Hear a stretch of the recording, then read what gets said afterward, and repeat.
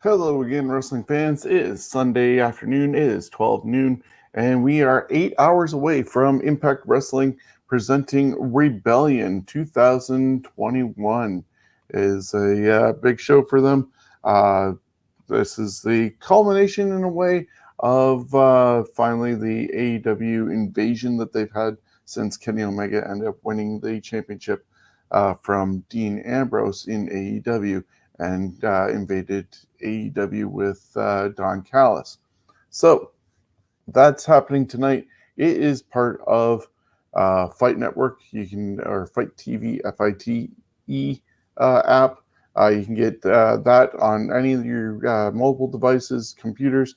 Also, traditional pay-per-view it's available on. So wherever you can find tonight's Impact Wrestling Rebellion pay-per-view, go out and seek it out. It's a really good looking card with a decent build that they've done over the last couple of weeks of Impact TV, whether you're watching it on the app on Fight Network or Access TV in the US. So there's a lot of outlets that you can get the shows on. Now, as well, we do this preview the night or the afternoon before a pay-per-view that is going to happen, and this is all part of Coolbets, who are sponsoring this, which is the championship belt for the Scumbags Prediction League. Now, every pay-per-view, you can put in your predictions, earn points, and at the end of the season, which will be next March, you have a chance of winning that title. You go to our website, scumbagswrestling.ca, and you can find out all the details. But I will put it up right here how you can be a part of it. If you go to our website, scumbagswrestling.ca, you can find our Predictions League page and enter your predictions for these events that are happening. We're presented by Coolbets. Stay cool, bet responsibly, and there are 2 tiers of play. $25 will get you for the whole season and enter to win this championship title. And there's also the fun side where during our WrestleMania Predictions League nights, we end up giving away a couple t-shirts. Not every event is going to have t-shirts available, but you can always earn points towards the championship title or just have fun watching pay-per-views together and having bragging rights over your friends for having more points. Now we're doing predictions events for WWE, NXT, AEW, and of course, like we are doing tonight, Impact Wrestling. The scoring goes as follows: 10 points for a win, 5 points for a no contest, or in the case of there's a triple threat match like there is later on this evening with the X Division Championship, if you pick somebody who's not involved with the pinfall or submission, the results of the match being, then you will earn 5 points because they did not win, did not lose the match, and 0 points for a loss. We're going to introduce bonus points throughout the season so you can earn extra points. Just like tonight, you have an opportunity to tell us how long the main event is going to go in the event of a tiebreaker, and that's going to give you 5 more points for tonight. Now, let's just look at the card as it stands. And as I said, Rebellion, it's tonight live at 8 p.m. on pay-per-view. And we'll go to our first matchup that I have here. And it's Violence by Design, featuring Joe Doring, Rhino, Diener, and an injured Eric Young. Now, Eric got injured during the last taping. I believe that was during the matchup for James Storm's 1,000th match. And he is due to be out about 6 to 9 months, depending on how he heals up. Now, his Violence by Design group is sort of a takeoff on the Sanity group that he was having over in WWE when he was a employee there. They're taking on James Storm, Chris Sabin, Eddie Edwards, and Willie Mack. The last time there was a collision with these guys, being Edwards and Mack against Violence by Design. Violence by Design did come up on top, and Edwards and Mack ended up getting Sabin and Storm to join with them on this event tonight. Now, looking at how it goes, I don't know if they're going to be able to find a fourth person to join Violence by Design and have Eric Young there, almost like a version of MVP had been for the Hurt Business. But I do see them bringing in somebody. If it's not, then it's going to be a six-man tag instead, and somebody will be sitting out. I'll just bring that up. This is how you can get in touch with us on our Facebook page, Twitter, Instagram, and our website and email. So anytime you need to get in touch with us, be sure to do so. Looking at this matchup, though, regardless of who they end up getting for Violence by Design, or if it's still a six-man, I see James Storm's team picking up the victory in this. We'll move to the women's knockouts tag team titles. Now, Fire and Flava ended up retiring Jazz just recently on their hardcore event that was on Impact Plus app, and interrupted Jazz's retirement speech and lost an impromptu match with Jordynne Grace and Jazz, where Scott D'Amore offered them a tag team title shot, and Jazz said, "No, I'm retired.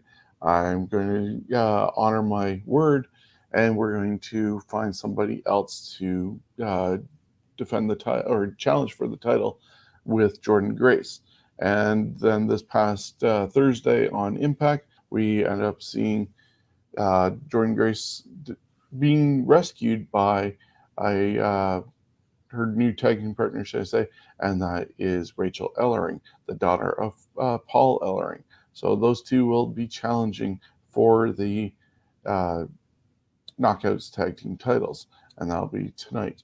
I don't know if they are going to take the belts. I want to go with Fire and Flava because I just think they need to build up that division more and have a solid tag team there, so that when a new one does show up and they're able to have a challenger there, then that's when the belts will be dropped, instead of this impromptu tag team with Ellering and Grace. Of course, I'm sort of hinting at whatever the Iconics end up becoming. They would be a perfect place for them to show up, win those tag team titles, and prove everybody wrong that they are better wrestlers. So I want to keep the belts on Fire and Flava for at least another 90 days, and we'll see what happens around Slammiversary time, when all the people can start coming in like they did last year when they were released from WWE and Impact was able to pick up scraps. So my thing is going to be the tag team championships stay on Fire and Flava. Now we'll go over to Sami Callihan taking on Trey Miguel. Trey Miguel was thought that he was going to show up with MKS over in NXT, and they're now the tag team champions. But for whatever reason, he didn't immediately sign. And there was comments from Triple H saying, "We want people here who have passion." And Sami Callihan has kind of picked up on that and used it against Trey Miguel, because Trey ended up returning to Impact instead of following his friends to NXT. And as such, Sami Callihan has manipulated Trey a lot, rescued him, but Trey hasn't returned it. So they're getting ready for a last man standing fight tonight on Rebellion. And looking at how that's going, I think Sami Callihan can bring out the best in Trey Miguel. Trey has been more aggressive the last while since returning to Impact and being a solo act, pretty much knowing that he has to do it by himself because there is nobody to save him. So I think in this case, toys are going to come out for sure. There's going to be chairs and all different weapons, tables probably. And I see Trey Miguel actually picking up the victory here. We'll do one more matchup. And that is Brian Myers against Mack Cardona. Two best friends who run the Majors podcast together, opening up toys. They've been the Major Brothers. They've been Edgeheads, tag team champions together as Zack Ryder and Kurt Hawkins. And Brian Myers feels that Mack Cardona has followed him to Impact Wrestling and is trying to ride his coattails.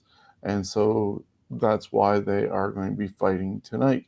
And I think in this regards, I would like to see Myers end up picking up the victory. Brian was always known as a jobber, basically in WWE when he was separated from Mack Cardona, Zack Ryder.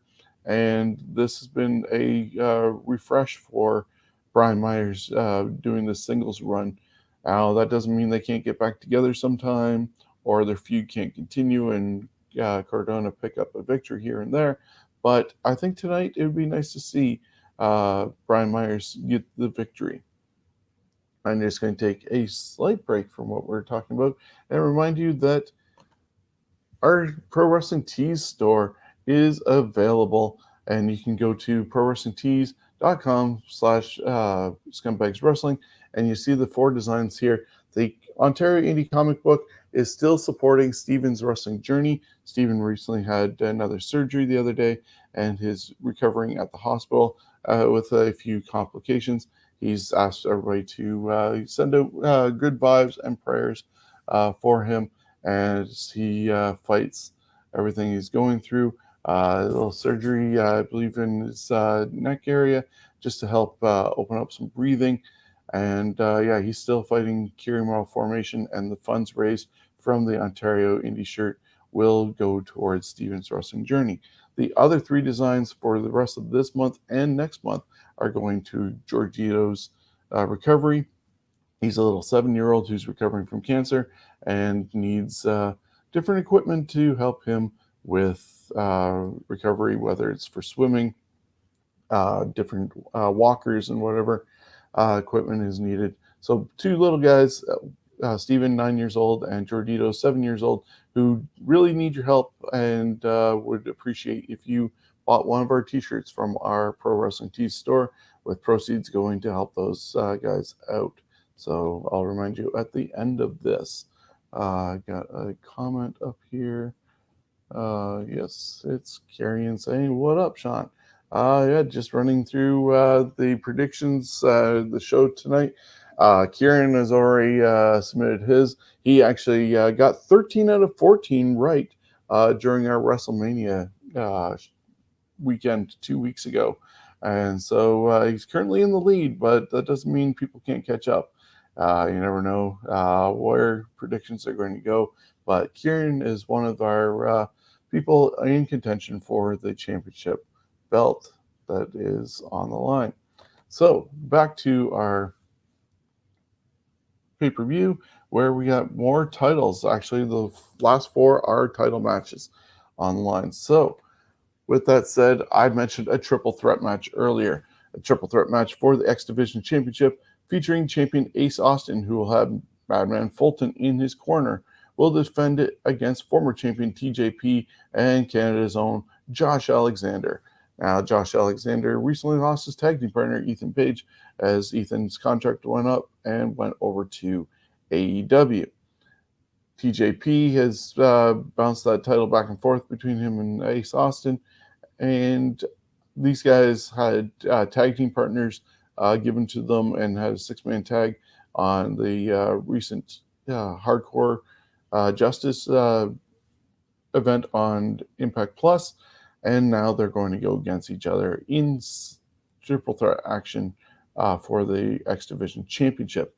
Now, I am going to go out and say that Josh Alexander picks this up sort of as a reward for staying with the company, even though his tag team partner Ethan Page is gone.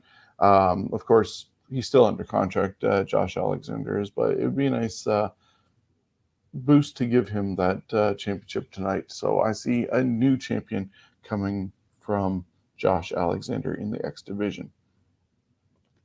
The women's knockout singles title will be on the line as Deonna Purrazzo ends up defending her championship against Tenille Dashwood, and she'll have Caleb with a K in her corner. Now, Tenille was very aggressive this past episode of Impact going against Susan, and definitely seems ready to trying to dethrone the champion in this case. I think it's about time that Tenille picks up a championship belt. She's been around for a while and has yet to hold that title. There's still plenty of time for Deonna Purrazzo. I was trying to think of what her gimmick is, the Virtuoso, to continue with a championship reign further down the line. But I think tonight would be a good time for Tenille Dashwood to finally get her hands on some championship gold. So with that said, I'm picking Tenille. And we have the tag team titles on the line with Juice Robinson and David Finlay, Finjuice, the Impact Tag Team Champions currently representing New Japan Pro Wrestling, defending the titles against the Good Brothers, Machine Gun Carl Anderson, and the Big LG, Doc Gallows. And these guys have traded the belts back and forth a bit because they won the titles from the Good Brothers. Finjuice did and took them over to Japan. But I think this is the night where the Good Brothers end up taking titles, and it kind of leans towards the fact that if the Good Brothers can get the titles, will Kenny Omega also get the title and drape themselves all in gold and be with the Young Bucks, who have the AEW gold. So, yeah, I think it's going to be the Good Brothers taking the championship titles back. And that brings us to our main event, which will be announced by Mauro Ranallo. He recently left WWE and NXT and had been replaced by Wade Barrett, and looks to be in a very good place, good headspace. We know Mauro deals with some anxiety issues, especially if you've seen his documentary, and it looks like this is going to be an awesome match for him to be able to come back and commentate for.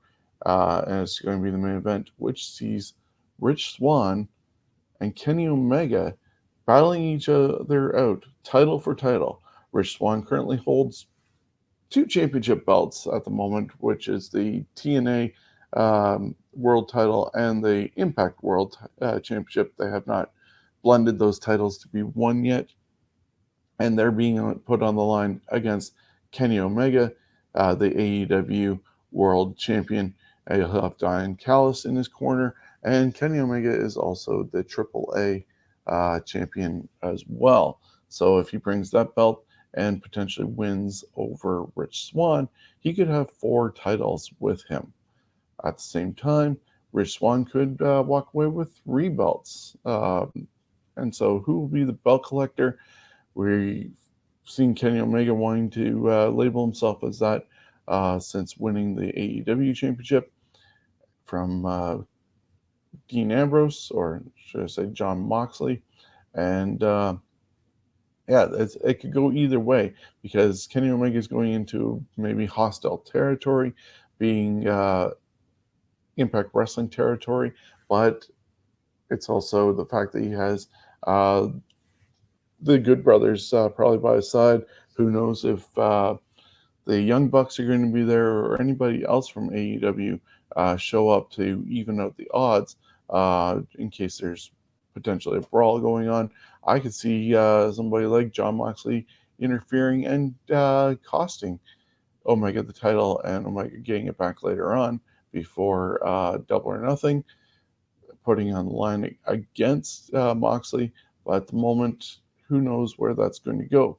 I think tonight will definitely dictate what happens at Double or Nothing, because if he loses, Kenny Omega loses due to Moxley, then there's that matchup. If he loses the title without Moxley, he could challenge to get his belt back at Double or Nothing, so we could have a rematch of Swann against Omega then, and he starts collecting titles on their turf.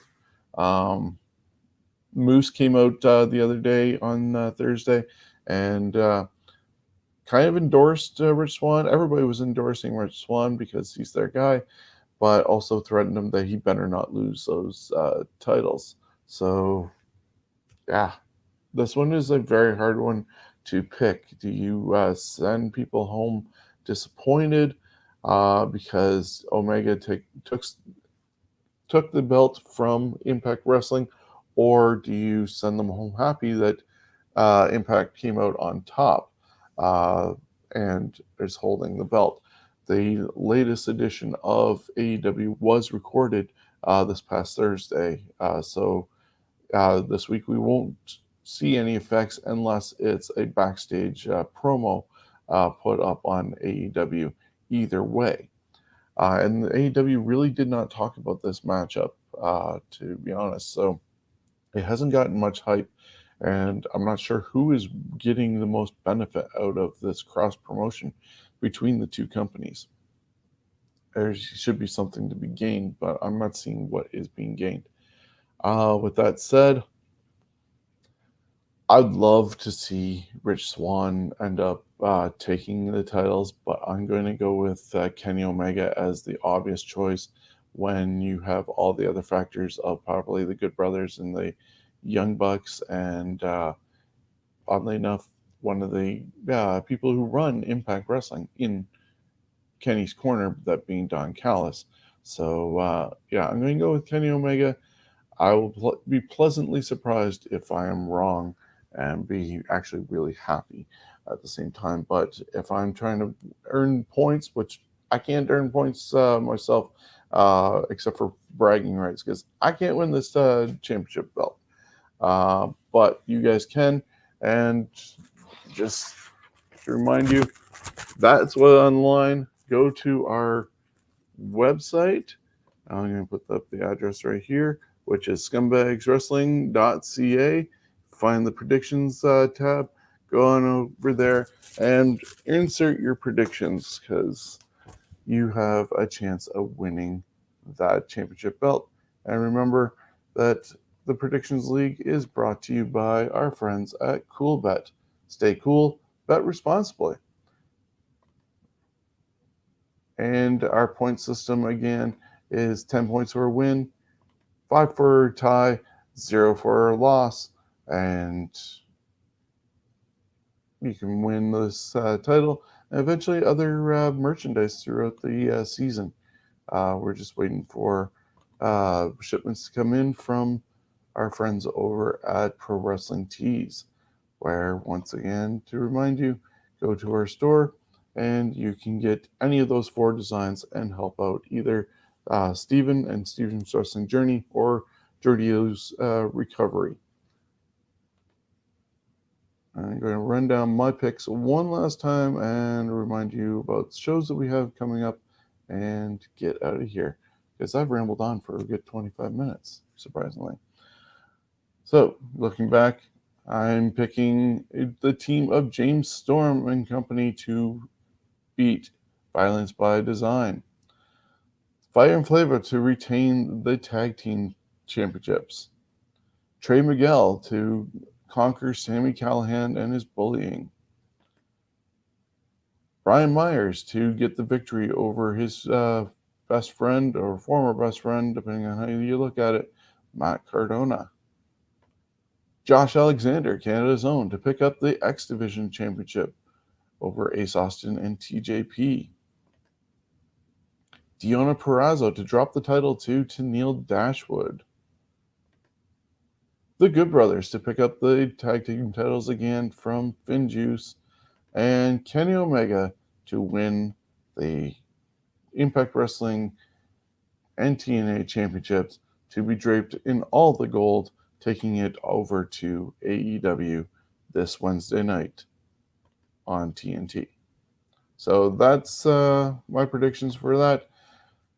Down below, you see how you can get in touch with us, scumbagswrestling@gmail.com, Facebook is Scumbags Wrestling page, Twitter, Scumbags Canada, and Instagram, Scumbags Wrestling. And of course, our website is scumbagswrestling.ca. Use the hashtag ScumbagsPodcast and hashtag WeAreScumbags.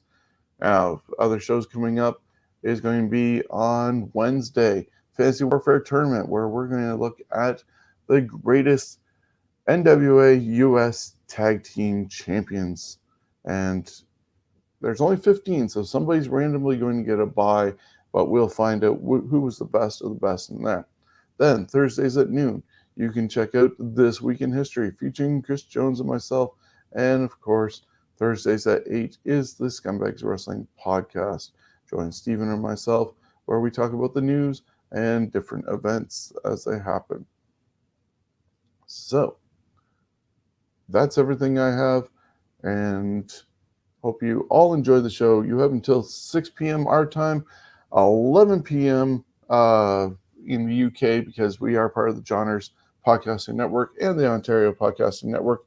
And hopefully you've enjoyed this preview, whether you're watching on Twitch, YouTube, or Facebook, and listening later on this afternoon on Stitcher, Spotify, iHeartRadio, or anywhere else you get your podcast from.